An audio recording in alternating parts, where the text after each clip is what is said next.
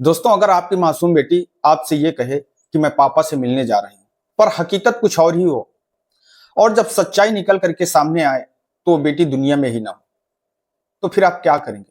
सो दोस्तों, कहानी शुरू करें उससे पहले आप लोगों से एक छोटा सा निवेदन है कि अगर अभी तक आप लोगों ने मेरे इस चैनल को सब्सक्राइब नहीं किया है तो मेरे इस चैनल को सब्सक्राइब कर बेल आइकन को जरूर दबाएं, जिससे कि मेरा हौसला बढ़ता रहे।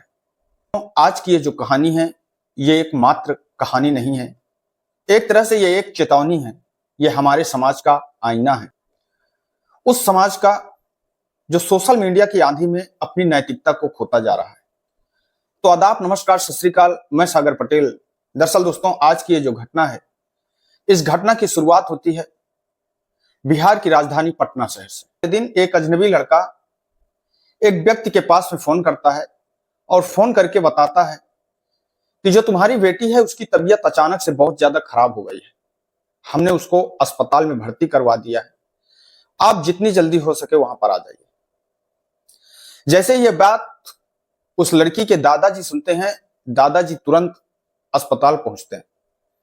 पर जब वो अस्पताल पहुंचते हैं उससे पहले ही डॉक्टरों ने ये बता दिया था कि उस लड़की की मौत हो चुकी है। दरअसल पुलिस उस लड़के को गिरफ्तार करती है और गिरफ्तार करने के बाद में जब उससे पूछताछ करती है और फिर वो लड़का जब पुलिस को पूरी कहानी बताता है, इस कहानी को सुन करके पुलिस को भी यकीन नहीं होता है, आपको भी शायद यकीन ना हो।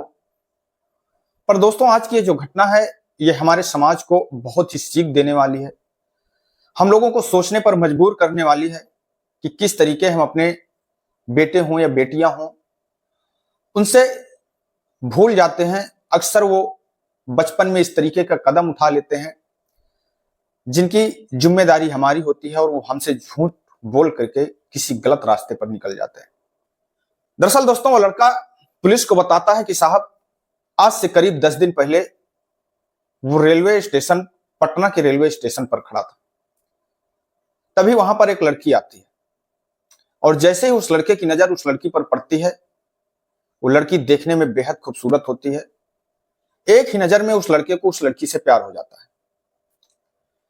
लड़का देखता है कि एक लड़की वहां पर खड़ी है और तुरंत उसके पास में धीरे धीरे उसके पास पहुंचता है और पास पहुंच करके उसकी ओर दोस्ती का हाथ बढ़ाता है, उससे बातचीत करना चालू करता है, उससे पूछता है कि आप क्या करती हो। लड़की कहती है कि वो अपने पापा से मिलने आई थी, उसने ज्यादा पढ़ाई लिखाई नहीं की है, बस 4-5 क्लास तक पढ़ी हुई। वो लड़का कहता है कि वो पेपर देने के लिए जहानाबाद जा रहा है और कुछ दिन के बाद में फिर वो लौट करके पटना आएगा और फिर उसकी मुलाकात पटना में आराम से हो सकती है। लड़का उस लड़की से बताता है कि वो पढ़ाई करता है। अब इस तरीके से उन दोनों के बीच में बातचीत चालू हो जाती है। बातचीत के बाद वो दोनों एक दूसरे का मोबाइल नंबर एक्सचेंज कर लेते हैं और उसके बाद में उन दोनों के बीच में बातचीत होने लगती है। अब वो लड़की वहां से चली जाती है। लड़का उस लड़की से कहता है कि वो पेपर देने के लिए जहानाबाद जा रहा है, पर जैसे उसके एग्जाम खत्म होंगे वो आकर के पटना में उससे मिल सकती है। लड़की अपने घर चली जाया करती है। लड़की के जो पिता होते हैं वो बढ़ाई का काम किया करते हैं, फर्नीचर का काम किया करते हैं। अब लड़की अपने घर पर जाती है, बहुत ज्यादा खुश होती है। उसे ऐसा लगता है कि उसने अपने लिए एक दोस्त बना लिया है, उसका एक साथी हो गया है। लड़का घर आता है, अपने दोस्तों से बताता है कि उसे स्टेशन पर एक बहुत सुंदर लड़की मिली थी, देखने में बहुत सुंदर है और उसे उससे प्यार हो गया है, उससे दोस्ती हो गई है, उसने उसको अपना नंबर भी दे दिया है। यह सोच करके वो लड़का बहुत खुश होता है। अब उधर वो लड़की भी बहुत खुश होती है कि उसने भी एक दोस्त बना लिया है। तभी जैसे 10 दिन का समय बीतता है, उस लड़के की उम्र मात्र 17 वर्ष के आसपास होती है।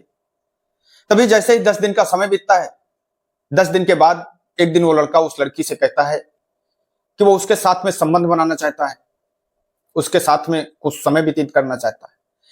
वो लड़की और लड़का वो दोनों अपने मोबाइल पर इंस्टाग्राम रील हो या फेसबुक हो या पोर्न क्लिप हो, इस तरीके की सारी चीजें देखते थे और इसलिए जब ऐसी बात वो लड़का उस लड़की से कहता है तो वो लड़की भी उस लड़के के साथ में संबंध बनाने के लिए राजी खुशी तैयार हो जाती है।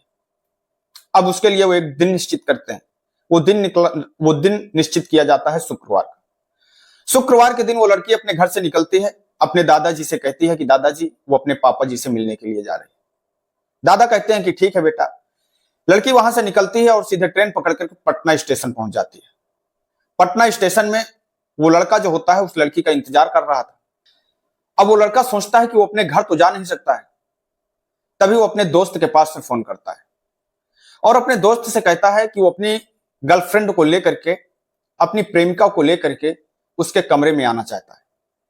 बस वो अपने कमरे की चाबी उसे दे दे। मात्र 2-3 घंटे का काम है और उसके बाद में फिर वो दोनों वहां से चले जाएंगे। अब जो उस लड़के का दोस्त होता है वो कुछ सोचता समझता नहीं है, बिना सोचे समझे उस लड़के को अपने कमरे की चाबी दे देता है। अब वो लड़की और वो लड़का दोनों अपने दोस्त के कमरे पर पहुंच जाते हैं। वहां पहुंचने के बाद में दोनों के बीच में कुछ देर बातें होती हैं और फिर वो दोनों एक दूसरे के साथ में शारीरिक संबंध बनाने लगते हैं। पर जिस समय वो लड़का उस लड़की के साथ में शारीरिक संबंध बना रहा होता है, उसके थोड़ी देर बाद ही उस लड़की के प्राइवेट पार्ट से तेजी के साथ ब्लड निकलने लगता है। लड़का देखता है कि ब्लड निकल रहा है। लड़के ने अपने दोस्तों से सुना था कि जब पहली बार किसी लड़की के साथ में संबंध बनाओ तो उसको ब्लड आ सकता है। यह सोच करके वो लड़का सोचता है कि ब्लड नॉर्मल है, क्योंकि वो पहली बार लड़की संबंध बना रही होती है। हो सकता है कि इसी वजह से उसके ब्लड आ रहा है। पर धीरे धीरे ब्लड और तेजी के साथ में आने लगता है। अब भी उस लड़के को कुछ समझ में नहीं आता है। अब भी वो सोचता है कि शायद बस ये सारा कुछ जो हो रहा है वो नॉर्मल ही हो रहा है।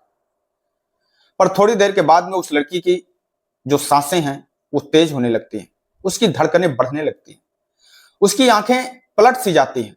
जब इस हालत में वो लड़का उस लड़की को देखता है तो उसे तुरंत घबराहट होने लगती है। वो तुरंत अपने दोस्त को फोन करता है, फोन करके सारी बात अपने दोस्त को बताता है और उसके बाद में वो उस लड़की को पानी पीने के लिए देता है और उसे दवा भी देता है, पर उसे कोई आराम नहीं होता। तभी उसका दोस्त भी वहां पर आ जाता है और इसके बाद में वो दोनों अपने दोस्त के साथ मिल करके, इसके बाद वो लड़का अपने दोस्त के साथ मिल करके उस लड़की को एक पास के अस्पताल में ले जाते हैं। अब लड़का और उसका दोस्त घबरा करके उस लड़की को नर्सिंग होम में ले जाते हैं। पर उस नर्सिंग होम से उस लड़की को पीएमसीएच अस्पताल में रिफर कर दिया जाता है। और जैसे ही वो लड़का उस लड़की को उस अस्पताल में, पीएमसीएच अस्पताल में लेकर के पहुंचता है, तभी वो उस लड़की के घर पर फोन करता है। फोन उसके दादाजी उठाते हैं, उनसे कहता है कि आपकी बेटी की तबीयत बहुत ज्यादा खराब है, हम उसको अस्पताल में लेकर के आए, जितनी जल्दी हो सके आप वहां पर आ जाइए।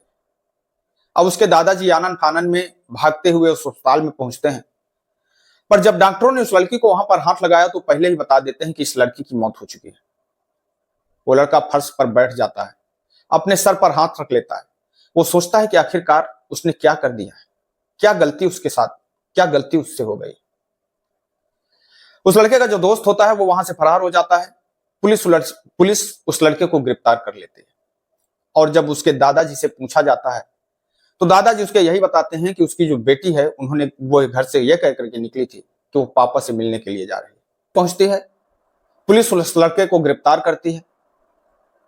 उसके बाद में जिस दोस्त का उस लड़के ने कमरा लिया था, उस दोस्त को भी गिरफ्तार किया जाता है। मकान मालिक पर पॉक्सो और प्रोस्टिट्यूशन का केस दर्ज होता है। उस लड़की के दादाजी बस एक ही बात बार बार कह रहे होते हैं, क्या मैंने अपनी बेटी को मोबाइल दे करके गलती कर दी या मोबाइल दे करके उसे मौत दे दी। दोस्तों, इस कहानी में ना कोई राक्षस है ना कोई विलन है, बस मासूमियत, ना समझी और सोशल मीडिया की जहरीली शिक्षा है। क्या हम इस तरीके से अपने घर के नाबालिग बच्चों को जो मोबाइल दे रहे हैं, ये सही है, ये गलत है? सोशल मीडिया पर छोटे छोटे बच्चे रील बना रहे हैं, फेसबुक हो या इंस्टाग्राम हो, हर जगह बस अश्लीलता परोसी जा रही है। तो दोस्तों, हम लोगों को ये सजग रहना है, सतर्क रहना है। हमारे बच्चे किस गली पे जा रहे हैं, किस राह पे जा रहे हैं। अक्सर इस उम्र में बच्चे बहक जाते हैं, इसलिए अपने बच्चों को ऐसे जानकारी समय समय पर देते रहें। हो सकता है कि ऐसी जानकारी शायद आप लोगों को, हम लोगों को या फिर सभी लोगों को अपने बच्चों से शेयर करने में कुछ असहज महसूस होता है। पर दोस्तों सोचिए, जो हमारे बच्चे मोबाइल में देख रहे हैं, उससे कहीं ना कहीं जो आज की ये घटना है, इस घटना को हम बता करके अपने बच्चों को सावधान कर सकते हैं, सतर्क कर सकते हैं।